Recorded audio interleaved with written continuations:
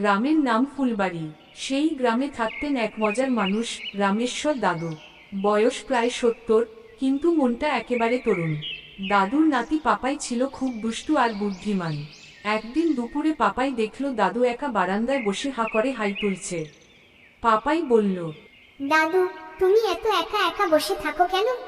দাদু দীর্ঘশ্বাস ফেলে বললেন, আর কি করব রে, তোর দিদা তো অনেক আগেই চলে গেছে। একা একা খুব বিরক্ত লাগে। পাপাই একটু ভেবে বলল, তাহলে দাদু, তোমার আবার বিয়ে করে ফেলো। এই বয়সে আবার বিয়ে, লোকে কি বলবে? পাপাই চোখ টিপে বলল। লোক যা খুশি বলুক, আমি সব ব্যবস্থা করে দেব। পরের দিন পাপাই গ্রামের ক্লাবে গিয়ে সবাইকে বলল, আমার দাদুর বিয়ে দেব।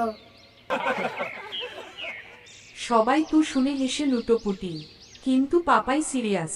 কয়েকদিন পর পাশের গ্রামের এক দিদিমা, কমলা দিদিমা, গ্রামে এলেন। উনিও একা থাকতেন। পাপাই সুযোগ বুঝে দুজনের আলাপ করিয়ে দিল। পাপাই বলল, দাদু, এই কমলা দিদিমা খুব ভালো রান্না করেন। কমলা দিদিমাকে বলল। আর আমার দাদু খুব ভালো গল্প বলেন। দুজনেই একটু লজ্জা পেলেন, কিন্তু গল্প করতে করতে বেশ হাসাহাসি শুরু হলো। একদিন পাপাই হঠাৎ ঘোষণা করল, আগামী রবিবার দাদুর বিয়ে।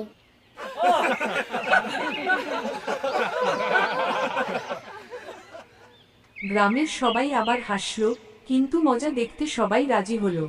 রবিবার ক্লাবে ছোট্ট করে মালা আর মিষ্টি দিয়ে বিয়ে হলো। দাদু মালা পরাতে গিয়ে বললেন, এই বয়সে আবার বিয়ে, লজ্জা লাগছে। লজ্জা করলে কিন্তু পাপাই রাগ করবে।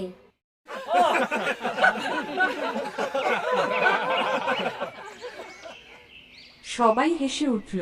বিয়ের পর দাদু আর একা থাকেন না।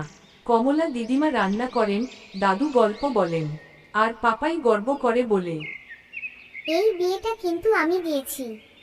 গ্রামের লোকজন এখনো সেই ঘটনা মনে করে হাসে। আর দাদু যখনই পাপাইকে দেখেন, মজা করে বলেন, এই যে আমার বিয়ের ঘটক নাতি। দাদু, দরকার হলে আবার দ্বিতীয় বিয়েও দিয়ে দেব।